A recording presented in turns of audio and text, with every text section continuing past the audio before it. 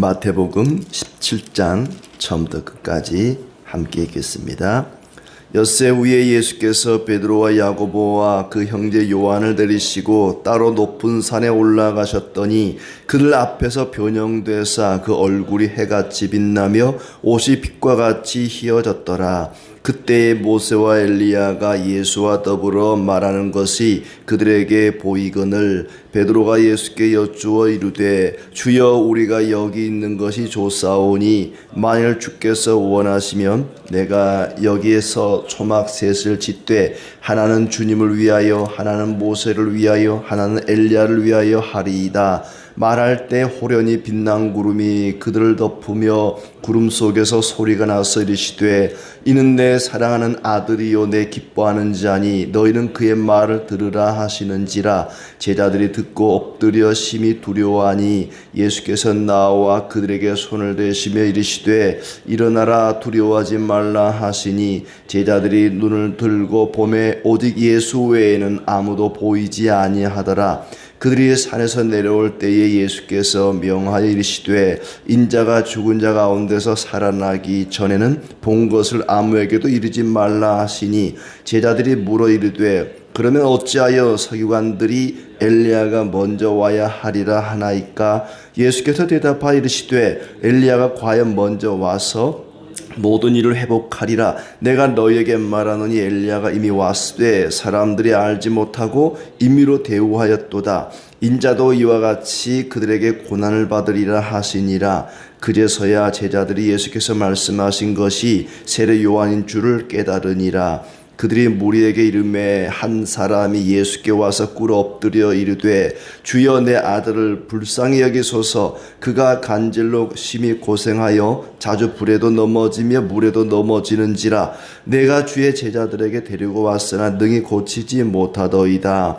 예수께서 대답하여 이르시되 믿음이 없고 패역한 세대여 내가 얼마나 너희와 함께 있으며 얼마나 너희에게 참으리요. 그를 이리로 데려오라 하시니라. 이에 예수께서 꾸짖으시니 귀신이 나가고 아이가 그때부터 나으니라. 이때에 제자들이 조용히 예수께 나와 이르되 우리는 어찌하여 쫓아내지 못하였나이까? 이르시되 너희 믿음이 작은 까닭이니라. 진실로 너희에게 이르노니 만일 너희에게 믿음이 겨자씨 한 알만큼만 있어도 이 산을 명하여 여기서 저기로 옮겨지라 하면 옮겨질 것이요 또 너희가 못할 것이 없으리라. 갈릴리에 모일 때에 예수께서 제자들에게 이르시되 인자가 장차 사람들의 손에 넘겨져 죽임을 당하고 제3일에 살아나리라 하시니 제자들이 매우 근심하더라. 가버나움에 이르니 한 반세겔 받는 사들이 베드로에게 나와 이르되 너의 선생은 반세겔을 내지 아니하느냐? 이르되 내신다 하고 집에 들어가니 예수께서 먼저 이르시되 시몬아 내 생각은 어떠하냐? 세상 임금들이 누구에게 관세와 국세를 받느냐? 자기 아들에게냐 타인에게냐? 베드로가 이르되 타인에게니이다. 예수께서 이르시되 그렇다면 아들들은 세를 면하리라. 그러나 우리가 그들이 실족하지 않게 하기 위하여 네가 바다에 가서 낚시를 던져 먼저 오르는 고기를 가져 입을 열면 돈 한 세겔을 얻을 것이니 가져다가 나와 너를 위하여 주라 하시니라. 아멘. 예. 오늘도 주님께서 우리와 함께 하시고 또 때를 따라 풍성한 은혜 주시기를 진심으로 축복합니다. 가이사라 빌립보에서 예수님이 하나님의 아들 그리스도라고 하는 신앙 고백을 하게 됩니다. 제자들이 베드로를 대표로 해서 예수께서 그리스도시요 살아계신 하나님의 아들입니다 라고 고백을 했는데 예수님께서는 이제 그 고백이 흔들리지 않도록 어떤 고난과 핍박이 다가와도 그 고백이 흔들리지 않도록 하기 위해서 이제 그 천국의 모습을 맛배기만 조금 보여줍니다. 우리가 뭐 영화나 드라마 보면은 미리 맛배기가 있는 것처럼 천국의 맛배기를 보여주는 거예요. 변화산이라고 하는 산 이름이 변화산은 아닙니다만은 예수님이 그 산에 올라가서 변화되신 것 때문에 흔히 변화산이라고 표현들을 하는데 그 예수님의 변화되신 모습을 통해서 또 모세와 엘리야와 대화하는 그 모습과 하나님의 음성을 통해서 하나님의 아들이 확실하다, 하나님 나라의 모습을 조금 맛배기로 보여줍니다. 신앙 고백이 흔들리지 않게 하기 위한 하나님의 조치라고 할 수가 있겠죠. 예수님의 변형된 그 빛나는 얼굴을 보여주심으로써 이제 예수님이 하나님의 아들이라고 하는 것을 보여주는데, 모세와 엘리야가 그 산에서 예수님과 대화하는 모습이 나오죠. 모세는 율법을 전해준 율법의 대표자라고 할 수 있고, 엘리야는 또 선지자의 대표라고 할 수 있죠. 그러니까 율법과 선지자, 구약에서 예언한 메시아가 그리스도가 맞다, 그리스도가 메시아가 분명하다 하는 것을 보여줍니다. 예수님의 제자들은 예수께서 그리스도시요 살아계신 하나님의 아들이라는 것을 확신했습니다. 그렇게 고백을 했습니다. 그런데 예수님이 메시아로서 그리스도로서 십자가에 죽고 고난을 당하고 그리고 부활한다는 소식을 듣고는 그들이 억장이 무너지는 그런 실망을 하게 되죠. 그래서 이제 예수님은 비록 고난을 받고 죽겠지만 보통 사람이 아니라 그분은 하나님의 아들이다, 초월적인 그런 존재다 하는 것을 이 변화산 사건을 통해서 보여주는 것입니다. 그것이 1절부터 13절까지의 내용이죠. 변화되신 예수님에 대한 이야기입니다. 예수님이 제자들 가운데 한 그룹이었던 베드로, 야고보, 요한 세 사람을 데리고 산에 올라가셔서 변형이 되십니다. 아무래도 혼자 올라가면은 아무도 제자들이 알 길이 없으니까 증인이 될 만한 사람 세 사람을 데리고 올라갔던 거지요. 예수님이 변형되시는데 얼굴이 해같이 빛나고 옷이 빛과 같이 희어졌다. 그리고 제자들은 예수님께서 모세와 엘리야와 더불어서 말하는 것을 보게 됩니다. 베드로가 너무 좋아서 예수님께 말하지요. 여기 있는 것이 좋사오니 원하시면 초막셋을 짓고 싶습니다. 하나는 주님을 위해서, 하나는 모세를 위해서, 하나는 엘리야를 위해서 초막셋을 짓고 이 산에서 살고 싶습니다. 그러니까 천국이라고 하는 것은 참된 만족과 참된 기쁨이 있는 곳이죠. 베드로가 얼마나 좋았으면 그 잠깐이지만은 천국의 모습이 너무나 좋아서 너무나 기뻐서 그냥 산 내려가지 말고 우리 여기서 초막 짓고 여기서 삽시다, 막 그런 고백을 할 정도로 너무나 좋았습니다. 그러자 구름이 덮고 구름 속에서 소리가 납니다. 이는 내 사랑하는 아들, 내 기뻐하는 자라. 너희는 그의 말을 들으라. 하나님의 음성으로 예수님이 누구신지 분명하게 말해주고 있습니다. 제자들이 하나님의 음성을 듣고 두려워합니다. 구약부터 하나님의 음성을 듣고 사람들은 두려워하지요. 그러자 예수께서 손을 대시며 두려워하지 말라라고 그들을 격려해 줍니다. 그리고 이제 잠시 후에 예수님 외에 아무도 없었다. 엘리야도 모세도 보이지 않게 된 거죠. 예수님께서 그들이 본 것을 알리지 말라 그러는데 시한을 둡니다. 부활할 때까지, 부활하기 전까지는 알리지 마라. 예수님 부활하신 이후에는 그들이 본 것을 알려도 된다는 얘기입니다. 그러자 그럼 엘리야가 먼저 와야 한다는 예언은 어떻게 된 겁니까? 예수님이 메시아라면, 예수님이 구약에 예언된 그리스도라면 분명히 구약의 말라기서에 엘리야가 먼저 와야 하리라, 엘리야를 먼저 보내리라 그랬는데 엘리야는 어찌 된 겁니까? 예수님이 진짜 메시아라면, 율법과 선지자가 말하던 메시아라면 엘리야가 먼저 와야 할 텐데 엘리야 안 왔지 않습니까?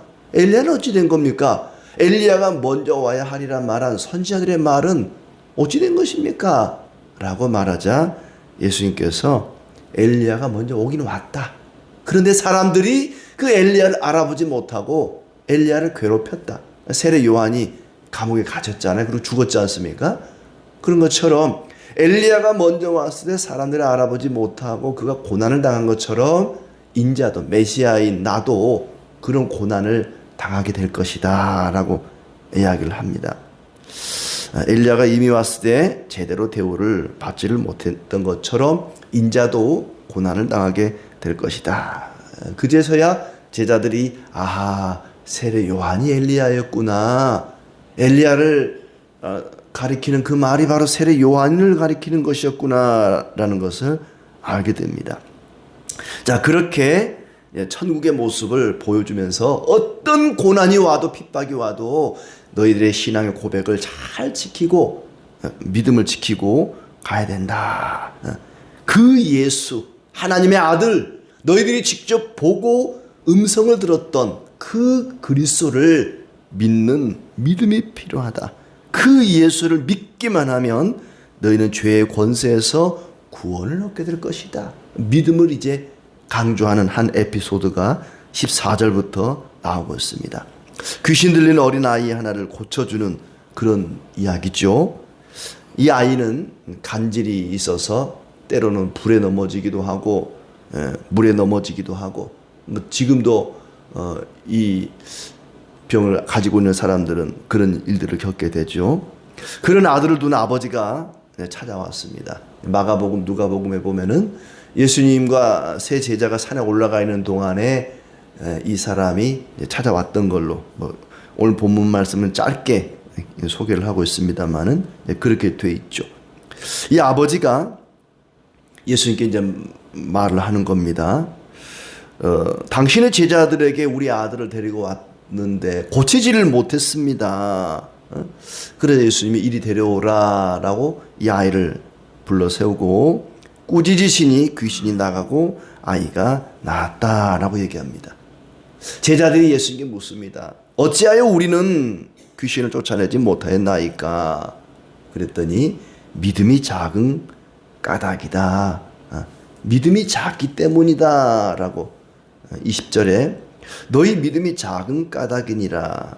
진실로 너희에게 이르노니 만일 너희에게 믿음이 겨자씨 한 알만큼만 있어도 산을 명하여 옮길 것이다 하면서 믿음이 작은 까닭에 너희는 귀신을 쫓아내지 못했다. 그들의 믿음, 그들의 작은 믿음과 그리고 그리스도의 능력을 대비시켜서 이야기해 주고 있습니다. 만약에 너희에게 겨자씨 한 알만한 믿음만 있어도 산을 옮길 수 있을 것이고 너희가 못할 것이 없으리라. 산을 옮긴다고 하는 것은 그때 당시로서는 불가능한 일을 이야기하는 것입니다. 불가능한 것도 가능하게 될 것이다. 겨자씨 한 알만한 믿음만 있어도 도저히 할 수 없는 일, 불가능한 일도 하게 될 것이다. 너희가 못할 것이 없으리라. 너희가 믿음이 작기 때문에 그렇게 된 것이다. 그러나 너희가 겨자씨 한 알만큼만 믿음이 있어도 그리스도의 능력을 경험하게 될 것이라고 이야기합니다. 우리 주님 예수 그리스도께는 그들을 구원하기에 충분한 그런 능력을 갖고 계신다는 것이고 그들에게 그 예수님을 믿는 믿음이 있느냐, 그리스도를 믿는 믿음이 있느냐는 것을 되묻는 이야기죠. 그리고 예수님의 죽음과 부활에 대한 이야기를 다시 한 번 더 22절, 23절에 이야기하고 있습니다. 그리고 마지막 24절부터 27절까지는 세금에 대한 이야기를 하고 있죠. 사람들이 베드로에게 묻는 거예요. 가버나움에 왔더니 반세계를 받는 자들이 베드로에게 이르되 너희 선생은 반세계를 내지 아니하느냐. 이 반세계는 이스라엘의 20세 이상의 남자들이라면 1년에 성전세를 반세겔씩 내야 됩니다. 그러니까 성전을 이제 이렇게 개보수하고 유지 관리하고 또 성전 안에서 봉사하는 제사장들이 먹고 살아야 되니까 반세겔의 세금을 내야 되는데 너희 선생 예수는 반세겔 이거 낼 거냐 안 낼 거냐 왜 안 내느냐라고 하는 질문을 하는 거죠. 그랬더니 베드로가 낼 거다. 세금 낼 거다. 걱정하지 마라. 그리고는 이제 예수님께 왔죠. 그랬더니 예수님이 베드로에게 묻습니다. 시몬아, 내 생각에는 세상의 임금들이 누구에게 세금을 받느냐? 자기 아들에게 세금 받느냐? 타인에게 세금 받느냐? 라고 물었더니 타인에게입니다. 다른 사람에게 세금을 받습니다. 뭐 자기 아들에게는 세금을 받을 필요가 있겠습니까? 그랬더니 예수님께서 그렇다면 아들들은 세를 면하리라. 이 말씀을 하고 싶었던 거죠. 아들들은 세를 면하리라. 너희가 나를 믿고 하나님의 아들들이 된다면 세를 면하리라. 하나님의 아들들에게는, 하나님의 자녀들인 성도들에게, 예수님의 제자들에게는 특별한 은혜가 있을 것을 말씀하십니다. 아들들은 세를 면하리라. 그러나 우리가 세금을 안 내도 되지만 세금 걷는 사람들이 실족하지 않게 하기 위해서 세금을 내자. 모든 것이 하나님 아버지의 것이고 예수님과 제자들은 그 하나님의 자녀들입니다. 그러니 굳이 세금을 내지 않아도 되지만 세금을 걷는 사람들이 실족하지 않게 하기 위해서 세금을 내자. 그러니 낚시를 해서 거기서 올라오는 물고기 입을 열면 세금이 동전이 나올 텐데 한 세겔이 나올 것이니까 반세겔씩 베드로 네 거 하고 내 거 하고 세금 갖다 내라. 물고기 잡으니까 입을 열었더니 거기서 돈이 나왔다. 이게 요즘 뭡니까 낚시터에서 이렇게 도박하는 사람들 그거 보니까 고기 낚으니까 막 돈이 나오고 금이 나오고 하던데 그 창시자는 아닙니다. 예수님이. 아무튼 물고기를 잡았더니 입을 열었더니 거기서 돈이 나와서 세금을 냈다 하는 그런 이야기입니다. 예수님이 하나님의 아들임을 변화산에 올라가서도 느끼고 또 낚시를 통해서도 알게 되고 온몸으로 확인합니다. 이제 베드로를 비롯해서 제자들은 무서울 것이 없습니다. 예수님이 진짜로 하나님의 아들이라고 하는 것을 여러 가지 사건을 통해서 알게 되었습니다. 어떤 고난도 이겨나갈 수 있을 것만 같습니다. 근데 그들에게 중요한 것은 아까 말한 것처럼 믿음이었습니다. 믿음. 예수님은 아주 대단하신 분입니다. 못할 게 없는 산도 옮길 수 있는 그런 분이시죠. 그러나 제자들은 너무나 무기력하고 무능합니다.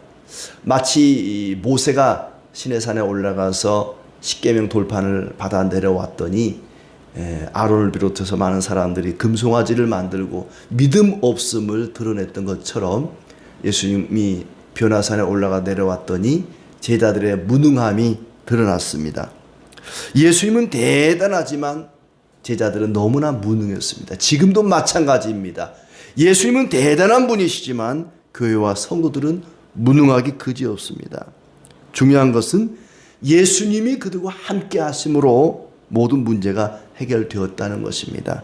내가 너희와 언제까지 함께 있겠느냐, 얼마나 너희에게 참으리오 하면서 예수님이 그들과 함께 계심으로 그 귀신 들린 아이의 문제가 해결이 되었습니다.